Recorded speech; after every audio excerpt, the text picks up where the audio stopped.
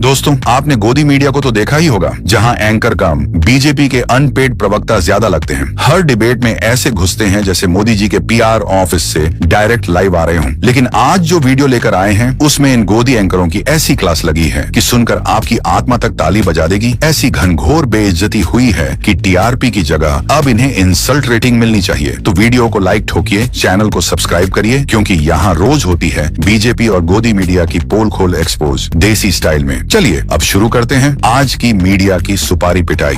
Picture चालू करो बे। और उदित राज जी, आपने फट से हाँ में हाँ मिला दी और कह दिया ये आतंकी घटना है, ये जो चेकिंग हो रही है।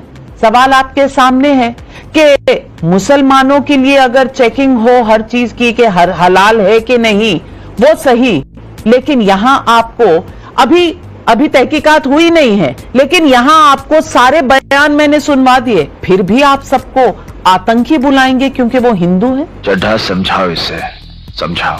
अगर नहीं, फैसला तो आपने सुनाया है और मीडिया तो यहाँ फैसला सुनाती, आपने सुना ही दिया है।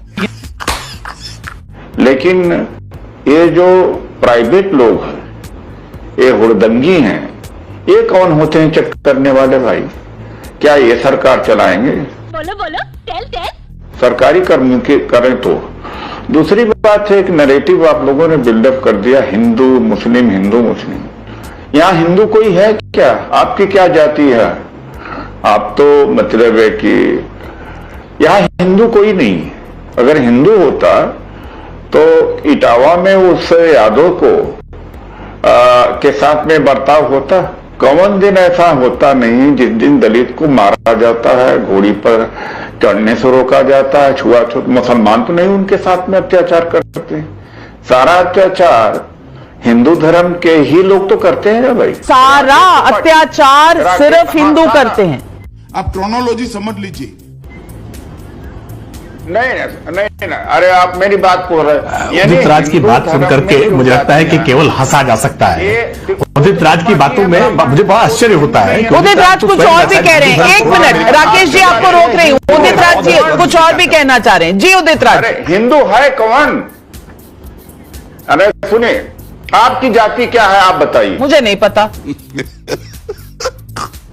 आपकी हिंदू जाति है? पर मुझे नहीं पता। और मेरे काम में जाति का कोई काम नहीं है। खाओ मां कसम। मेरे काम में जाति का कोई काम नहीं है। प्यारी समझ गई। मैं अपनी काबिलियत पर आगे आती हूँ। मुसलमान आप कौन? आप हिंदुओं के ठेकेदार है। कौन सी काबिलियत भाई? हम हिंदू नहीं है क्या?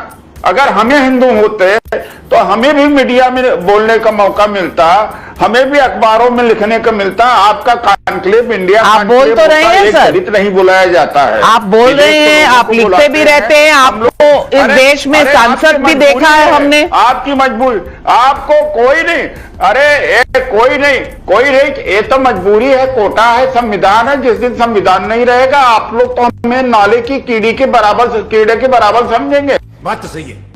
तो संविधान क्यों नहीं रहेगा? मानसिकता वही है। संविधान क्यों नहीं रहेगा? देश में संविधान है ना। संविधान तो आप लोग खत्म कर रहे। हिंदू आप कहां से हिंदू हो गए भाई? आपकी जात तो कुमार है। सिक्योरिटी सिंह लिख रहे हैं, मोमिना तुम्हारी तरह चोर नहीं है।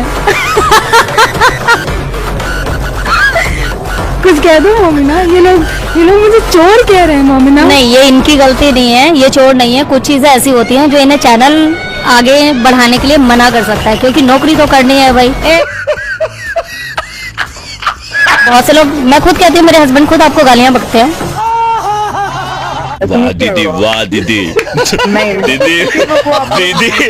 पर प्रशांत किशोर, आप जानते हैं और मुझे पता है कि अगला सवाल आएगा और फिर आप जो है भड़क जाएंगे। क्या बात है? आप कहेंगे तो मैं कभी नहीं, आराम से आपसे हंस के बात कर रहे हैं। अगर आप ही कह रही हैं कि मोदी के नाम पर वोट पड़ा है बिहार में, और आप ही कह रही हैं कि हर आदमी जाति पर वोट दे रहा है, आप मुझे बता दीजिए रूबिका जी कि बिहार में मोदी जी के जाति के कितना लोग रहता है? बोलो टेल।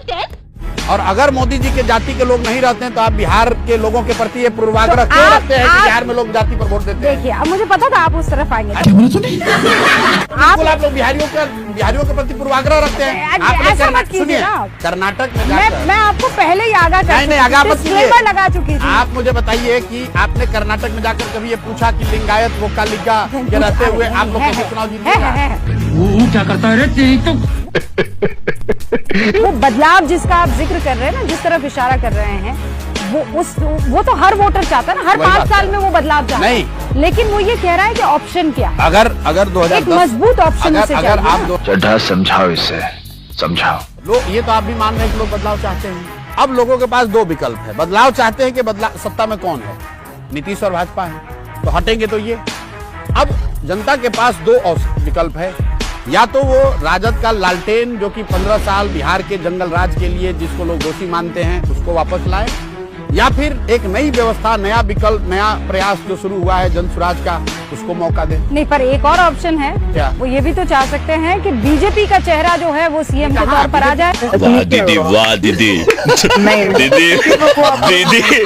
भाई ऐसा है कि ये तो ऑप्शन बीजेपी है ना। वाले खुद से जब अपना चेहरा नहीं बता रहे, आप क्यों बता रहे? इसीलिए तो लोग आपको कहेगा कि आप बीजेपी का सपोर्टर है। इस सज्जन को क्या तकलीफ है भाई?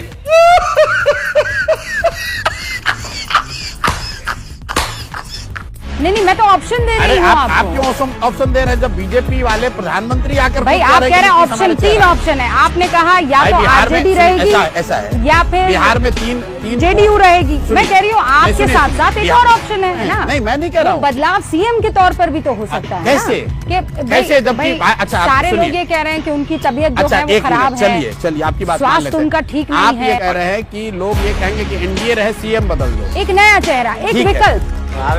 चलिए, तो ये बात जदयू वाले तो नहीं कह रहे हैं, ये बात भाजपा ना बीजेपी कह रही है ना जदयू कह रही है, भाजपा वाले नहीं कह रहे हैं, कोई नहीं कह रहा है। लोजपा के चिराग पासवान नहीं कह रहे हैं, मांझी जी नहीं कह रहे हैं। तो ये बात रूबिका लियाकत को कहां से जानकारी हो गई कि भाजपा वाले दूसरा चेहरा लाने वाले हैं? इस पेशे को भड़वागिरी कहते। इसके लिए असद ओवैसी का एक बयान तक नहीं आया। असद ओवैसी ने एक ट्वीट तक नहीं किया। मैडम आप लेक्चर नहीं देंगे मुझे। क्यों? आप सवाल करेंगे। क्यों? आप या तो मोदी के प्रवक्ता बन जाइए। गजब बेइज्जती है। सुना इलियास साहब, कब तक किसी का वोट बैंक बने रहेंगे आप? जवान किसान मुसलमान का लिहाज ना मोदी को है, ना मोदी के दलाल एंकरों को है। रूबिका लिहाज कैसी लगी? यहाँ बैठकर आप एंकर्स को दलाल बुलाएंगे और मैं यहाँ बैठकर आपकी ज्ञान सुनूंगी। मुझे गुस्सा आता है। नमस्कार, आप देख रहे हैं हल्ला बोल, आपके साथ मैं हूं अंजना। साथ दे रहे हैं तो आप परिवर्तन देखोगे देश के अंदर। आज बड़ा अच्छा लग रहा है, जितने विपक्ष के नेता आ रहे हैं वो मीडिया का साथ मांग रहे हैं, लेकिन मीडिया आपको चुनाव नहीं जिता सकता है। एक बार हो, लेकिन आपको भी चिंता होनी चाहिए क्योंकि यूट्यूबर्स वो आपसे आगे भाग रहे हैं।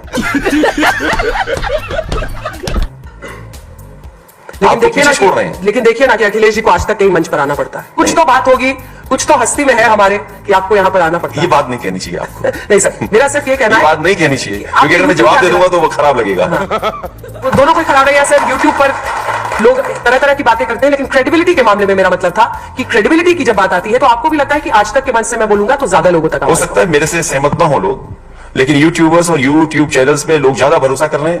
वो सोचते हैं ज्यादा सच्ची और ईमानदारी के साथ खबरें हैं क्योंकि वो सब्सक्रिप्शन पे चलता है, लेकिन यहां पर तो पॉलिटिकल पार्टी या सरकार के डोनेशन पे भी चलते हैं चैनल्स। इस प्रकार की बचकाना बातें किसी के गले नहीं उतरती, लोग मजाक उड़ाते हैं।